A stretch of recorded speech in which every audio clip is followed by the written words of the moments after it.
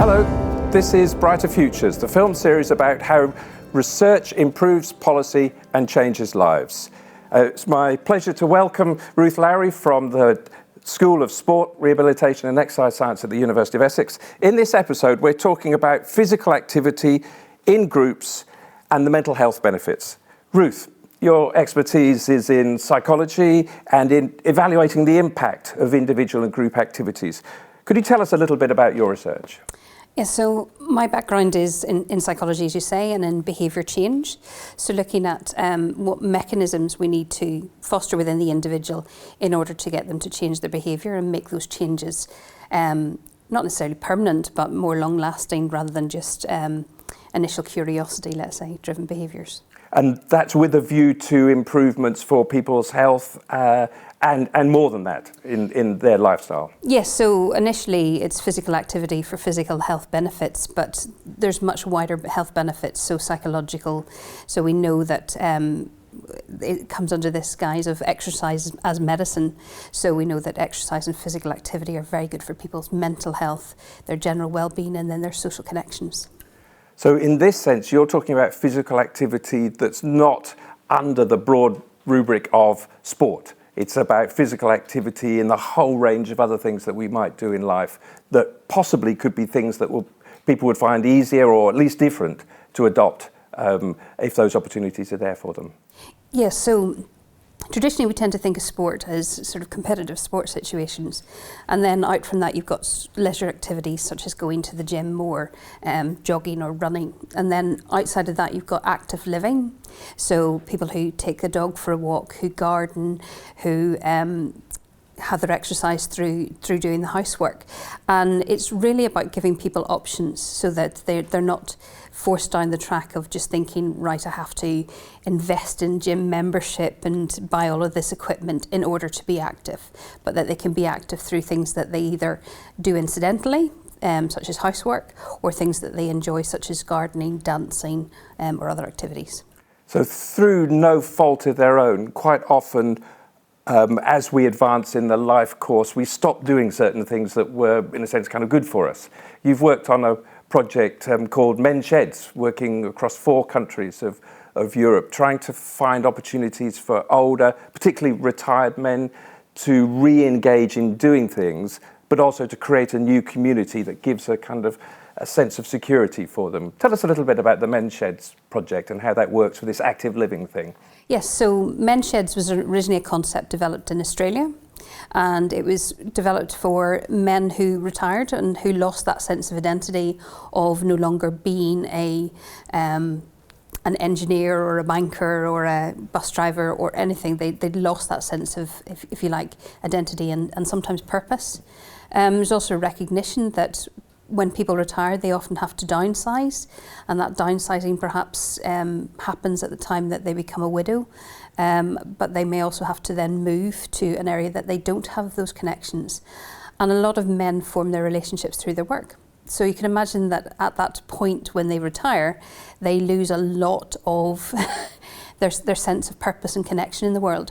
So the Men's Sheds concept then is about providing them with a space where they can go and be around other men and be engaged in activities.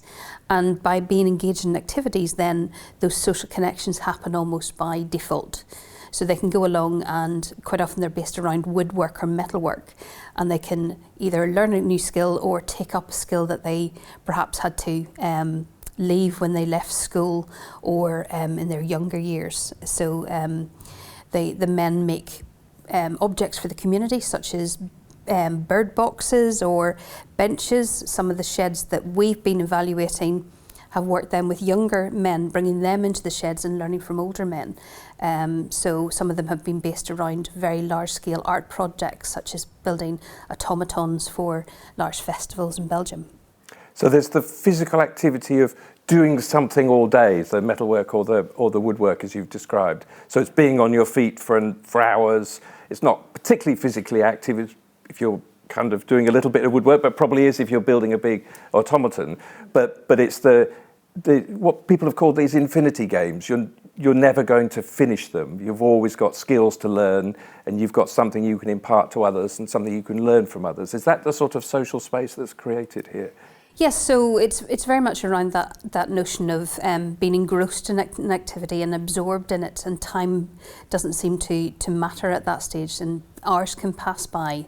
So some people talk about that in terms of gardening, for example, being outside in nature, and hours passing by without them realising. And with being engaged, being up and being mobile, it means that those are hours that aren't spent sitting in front of a TV doing less passive activities that are also associated with snacking and eating behaviours as well, which are, let's say, less good for them. And have you been able to measure mental health benefits for the men who are involved in these projects, working together in the sheds? Yes, so we've used a number of different measures to do that. So we've used recognised standard questionnaires, which can then be calibrated against other studies. So when people look at the evaluations, they can then compare, well, has that had greater benefit than perhaps another activity completed by another group of researchers. But we've also then captured it through speaking with the shedders and then observing them in their shed space. So in short, have they become less lonely, more engaged with their communities? That's what you find? Yes, so the first benefit is that they become much more sociable. They talk, they open up, and so they're sharing some of their struggles, which has previously been very difficult for men. But also they've appreciated their community and their place within that community as well. So they see that when their bench, if you like, is installed within a park, they can then take their grandchildren, for example, to sit at that bench or be in that park, and they can point to it, and it's almost that sense of legacy that they're leaving behind. And some pride and with pride, that, yeah. So absolutely. tell us a little bit about the rock drumming project. So this is with young people, particularly on autism spectrums, so a range of different conditions, as it were. Similar kind of context, the opportunity to do something physical in a group, but something that they haven't done before. How's that worked out? Yes, so rock drumming is one of those novel activities, so it's not playing the recorder, let's say, and traditional instruments that they would learn at school. So it has that novelty factor. It's also a very big piece of equipment, so it's an electronic kit that replicates the different drum heads, the foot pedals and the cymbals. So it looks like a fancy bit of kit, and when you have 6 to 8 of them set in a semicircle, it's very inviting for children to go over and be curious about it. So that's the initial attraction, I suppose. But I think with drumming itself, it appeals to children because it's engaging, it's slightly mathematical in terms of trying to solve that rhythm and keep in time with others. So rather than worrying too much about the getting the correct instrumentation, so getting the right note, for example, so the right tone and pitch, it's about hitting and striking. And doing that with others. Absolutely. So that you can feel together as part of a group. Yeah. And with drumming as well, they can learn from different genres as well. They're not so within the instruction classes, they could be learning pop songs or playing along to songs that they recognise, and then the instructor might throw in a bit of what they regard as older musics from the 70s or the 80s, or slightly further back. And do you see people smiling in this?